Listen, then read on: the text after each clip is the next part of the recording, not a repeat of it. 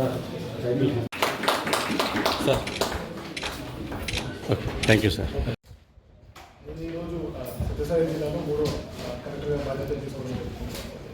మొట్టమొదటిగా నేను గౌరవ ముఖ్యమంత్రి గారు అలాగే చీఫ్ సెక్రటరీ సార్కి అందరికీ ధన్యవాదాలు చెప్తాను.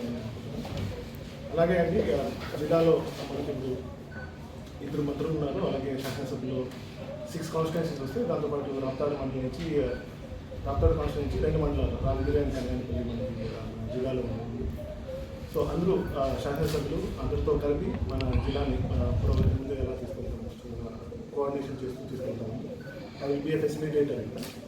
అంతేకాకుండా మీ అందరికీ తెలుసు ఇది సత్యసాయి జిల్లా మనకి అనంతపురం జిల్లా నుంచి 2022లో మనకి ఏప్రిల్లో రీఆర్గనైజేషన్ వల్ల కొత్త జిల్లాగా ఏర్పడింది. చాలా వరకు కలెక్టరేట్లో కూడా మనకి చాలా వరకు ముందుకు వచ్చినాయి. అంటే మనకి ఈవెన్ డిస్ట్రిక్ట్ ఆఫీసర్స్ కూడా చాలా వరకు పనిచేశారు.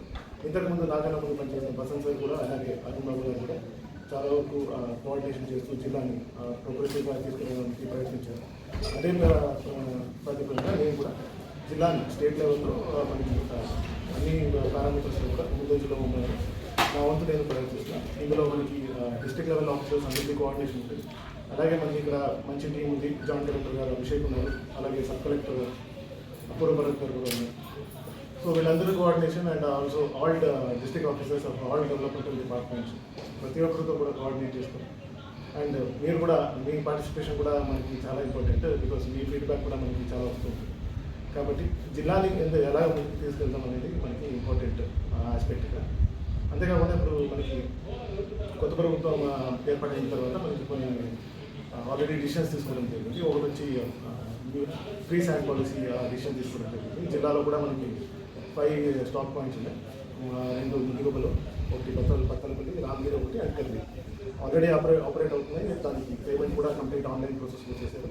ఇవన్నీ కూడా మండే నుంచి కూడా జాయింట్ కలెక్టర్ గారు మానిటర్ చేస్తున్నారు. ఎలాగో ఇట్స్ కంటిన్యూస్ ప్రాసెస్. సో కాబట్టి దీన్ని కూడా మానిటర్ చేసుకోవడం జరుగుతుంది. అంతేకాకుండా మనకి జిల్లాలో పెన్షనర్స్ 27 lakhs పెన్షనర్స్ ఉన్నారు. దానికి 185 crores వరకు రిక్వైర్మెంట్ ఉంటుంది. ఆల్రెడీ మనం ఒక పెన్షన్ విడత మనం ఆల్రెడీ ఇచ్చాం.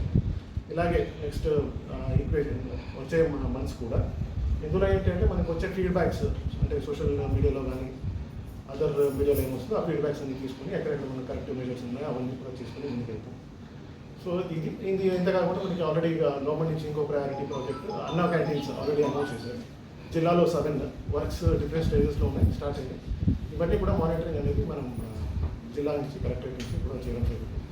అండ్ జిల్లా ఎప్పుడు కూడా మనం ముందంజలో ఉండాలని ట్రై చేస్తాం చెప్తామండి. సో ఎవరు కంటిన్యూస్గా చూసుకొని థ్యాంక్ యూ.